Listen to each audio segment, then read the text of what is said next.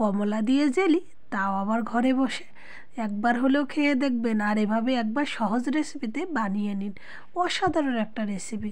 আসসালামু আলাইকুম, নর্মাল কুকে সবাইকে স্বাগতম। আশা করি সবাই ভালো আছেন, আমিও ভালো আছি। তা চলে গেলাম বানানোর রেসিপিতে। তা কমলা নিয়ে নিলাম, নিয়ে আমি এভাবে কিন্তু রস বের করে নেব।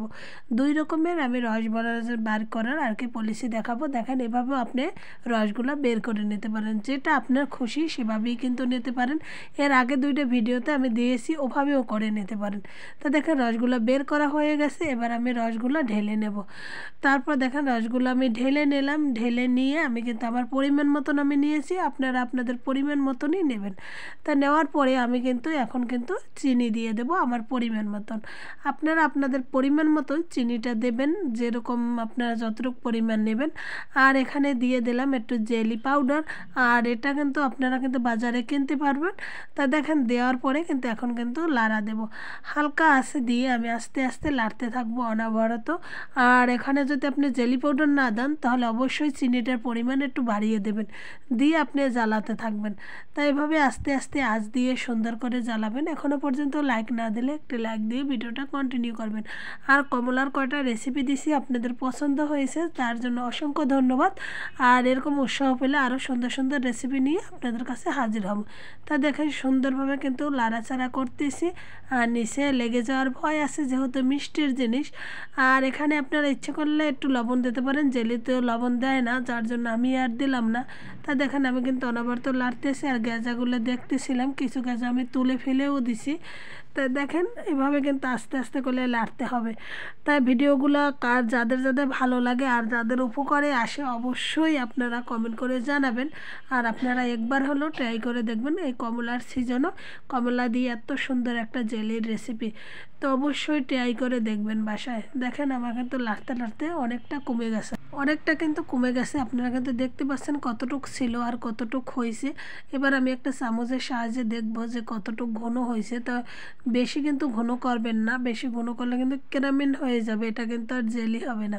তো অবশ্যই এটা খেয়াল রাখতে হবে ঘনত্ব পরিমাণটা কীরকম হয়, আর বেশি ঘন করা যাবে না। তা আমার মনে হয় এটা হয়ে গেছে, এটাকে আমি এখন তুলে নেব। তো অবশ্যই আপনারা এটা কিন্তু টিপসটা ফলো করবেন। যদি দেখেন যে আপনারা কিন্তু বেশি ঘন করেন, তাহলে কিন্তু এটা কিন্তু ক্যারামিন হয়ে যাবে। এবার আমি কিছু কমলার ছোলা উপর থেকে আমি ছিটিয়ে দেব, কুচি কুচি করে রেখেছিলাম। আপনারা ইচ্ছে করলে দিতেও পারেন, নাও দিতে পারেন, সৌন্দর্য বৃদ্ধি করার জন্য আমি এটা দিলাম। আর খেতেও কিন্তু ভালো।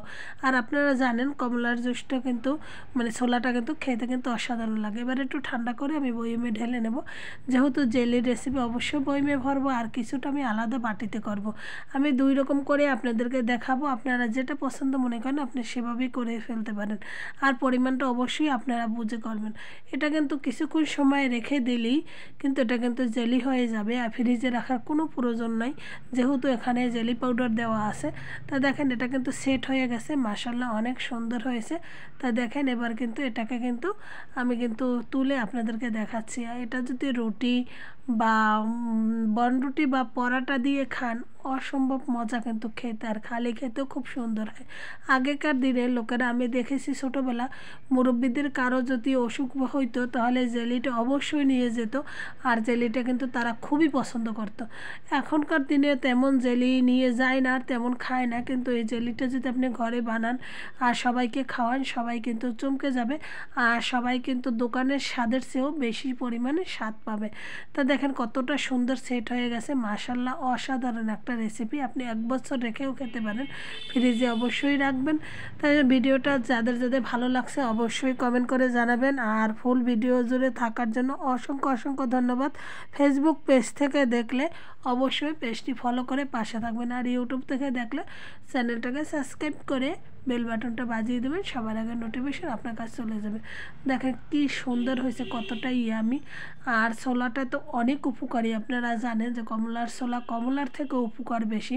আমার মা তো কমলার ছোলা পেলে পান দিয়েও সে খায়, এতটা মজার। দেখেন কতটা সুন্দর হয়েছে, কি সুন্দর দেখায়। অসাধারণ একটা রেসিপি, একবার হলেও ট্রাই করবেন। আর এভাবে খেতে তো অসাধারণ, খুবই মজা হয়। আর সকালে কিন্তু আপনাদের নাস্তার যে একটা পুষ্টিকর একটা আপনি ভিটামিন, সেটাও কিন্তু পেয়ে যাবেন। ছোটরা সকালবেলা নাস্তা খেতে চায় না, এভাবে যদি আপনি করে খাওয়ান তো অবশ্যই নাস্তা করবে।